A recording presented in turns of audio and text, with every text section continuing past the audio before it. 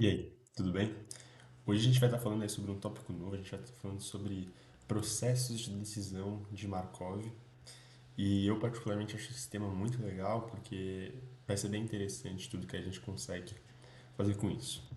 Então, vamos começar meio que definindo e fazendo uma pequena introdução, né? Processo de decisão de Markov, a gente tem um agente, como o nosso, por exemplo, aspirador de pó, que eu já falei em outros vídeos, ou aqui no exemplo do slide, um robô que recicla. E esse agente, né, esse robô, ele é capaz de tomar determinadas ações dentro de um ambiente.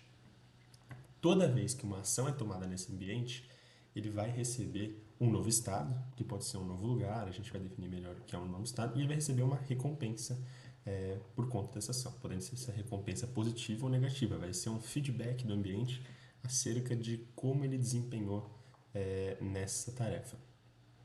Então, por exemplo, no caso aqui do robô que recicla, ele, né, basicamente coleta garrafinhas no parque e ele tem dois estados, né, de bateria, um estado de bateria alto, um estado de bateria baixo, né, e ele pode determinar três ações: procurar mais latinhas, né, esperar, né, ficar em estado idle, ou então decidir recarregar sua bateria. E aí, né, a gente vai aprender basicamente aqui como que a gente toma decisões ótimas dentro desse cenário. Então, por exemplo, se a gente inicialmente define basicamente quais vão ser as recompensas. Se o robô ficar sem bateria, ele vai ter uma recompensa de -7. Se ele estiver esperando, ele vai ter uma recompensa de 4. Se ele tiver, né, um nível de bateria baixo, né, e buscar, ele tem a probabilidade de buscar, independente da bateria, uma probabilidade de 80%, né, e ele tem uma probabilidade de 20% de ficar sem energia. Enfim, ficou meio confuso, mas acho que aqui tá melhor, tá bem mais entendível, né?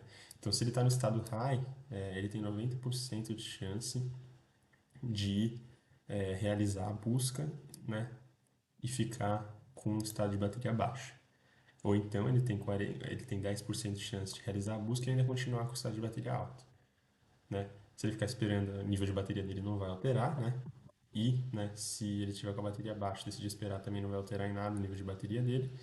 Mas se ele decidir buscar a bateria, a chance da bateria continuar baixa quando ele estiver buscando é de 40% e a chance, né, dele realmente acabar a bateria dele quando ele estiver buscando com bateria baixa é de 20%. Então, basicamente, a gente tem que entender aqui como que a gente vai estar tomando decisões ótimas, né? Como que a gente toma as melhores decisões a partir dos estados que a gente está.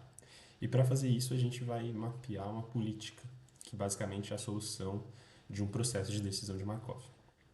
Então, inicialmente, vamos definir algumas coisas aqui, né? Primeiro, a gente tem o nosso espaço, né? Então, que são os estados que o nosso robô pode estar. Ele pode estar no estado a gente está falando de bateria aqui no caso, né? Nosso problema a gente está trabalhando sobre o estado da bateria desse robô. Então, ele vai ter os níveis de bateria alto e baixo. As ações que ele pode tomar. Ele pode decidir no estado de bateria alto esperar, né, ou procurar, recarregar, né, procurar ou esperar também para o estado de bateria baixa. Então a gente tem aí define os estados e definiu as ações. Depois a gente tem que definir as funções de transição, ou seja, tomando determinada ação, estando em determinado estado, qual que vai ser o estado seguinte que ele vai se encontrar. Então, o robô que decide fazer uma busca, ele pode, né, decidir fazer a busca, ele pode estar no estado de bateria alta, decidir fazer a busca, e o estado seguinte vai ser uma bateria alta ainda, ou então uma bateria baixa. Enfim, é basicamente a função de transição é você desenhar todas essas setas aqui, né? Basicamente, uma função de transição define o efeito de uma ação sobre um determinado estado, né? Para onde isso vai levar. Então, é justamente essas setas aí. Depois, a gente tem que definir as probabilidades de cada transição em conjunto com a recompensa que cada transição leva.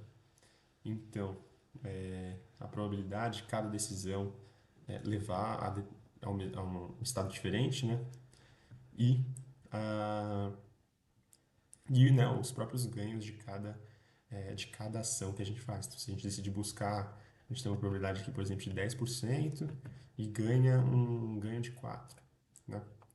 Então, basicamente é isso. Outra coisa que a gente tem que definir geralmente vai ser o estado que o nosso robô vai começar. Até porque se a gente está falando de uma busca, né, a gente tem que ter um estado inicial, né, para entender como que ele vai começar, para saber quais decisões ele vai ter que tomar.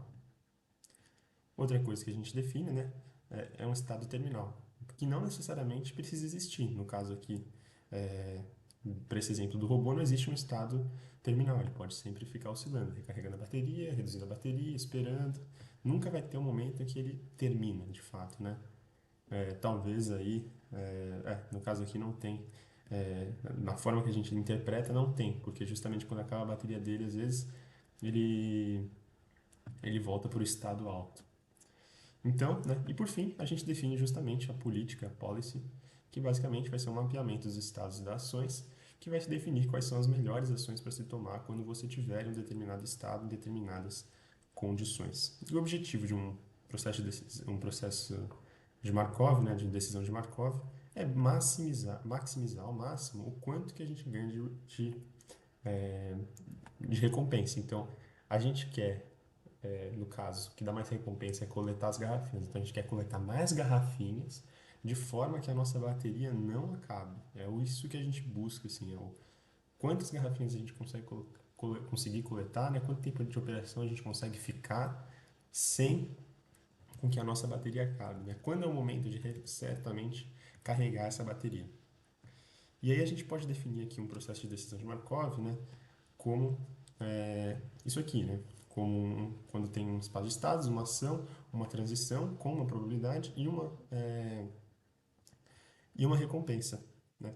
Isso, e aí observa a diferença de um processo de Markov, um processo de reward de Markov e um processo de decisão, né? O processo de Markov ele não necessariamente traz uma recompensa, né? Ele só traz as probabilidades da gente mudar de estado. O processo de Markov com recompensa, ele só traz as probabilidades com as recompensas, mas não deixa a gente tomar nenhuma ação. Enquanto que, né, o processo de decisão de Markov incorpora aqui já a ação. E sobre a recompensa, né, a gente tem três tipos de recompensa. A recompensa simples, que ela só acontece quando você atinge um determinado estado. A recompensa por tomar uma determinada ação. Então, quando você toma uma determinada ação, você ganha essa recompensa saindo de um determinado estado. Né, e você ganha também.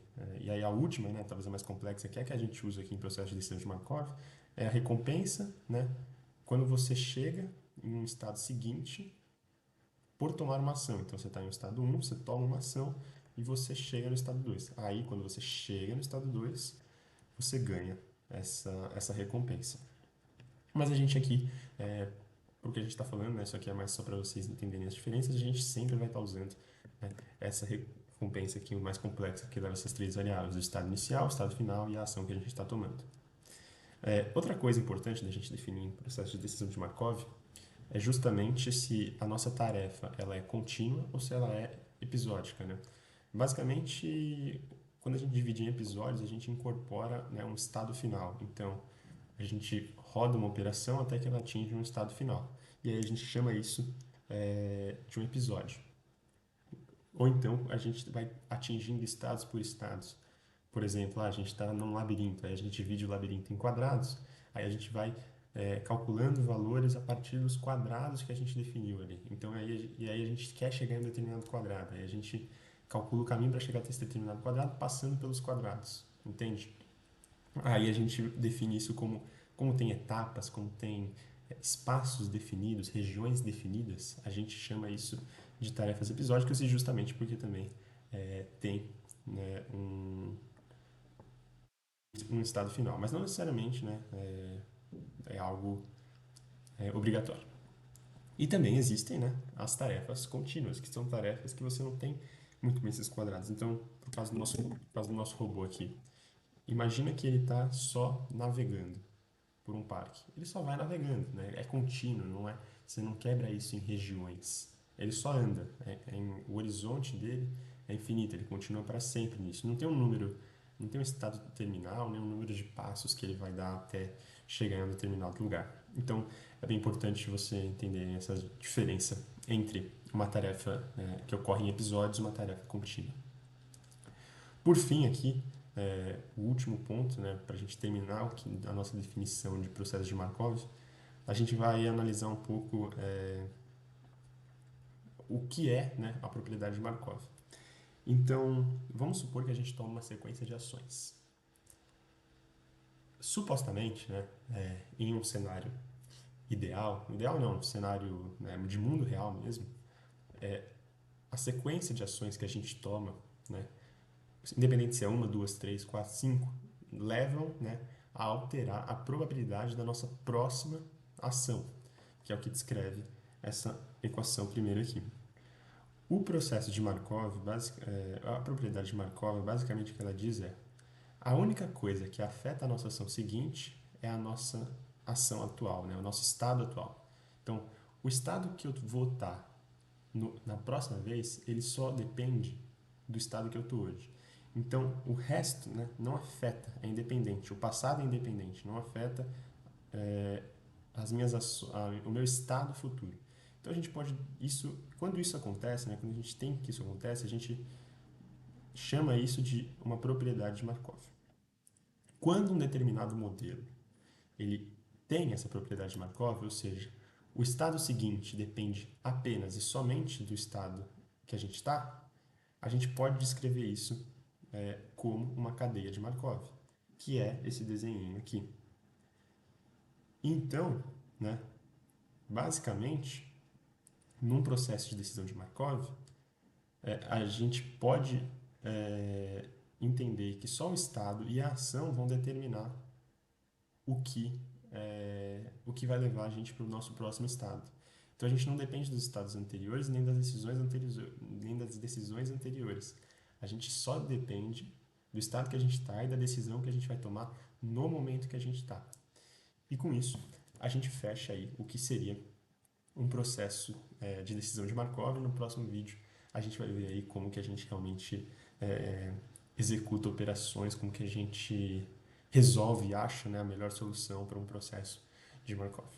Um grande abraço e fui.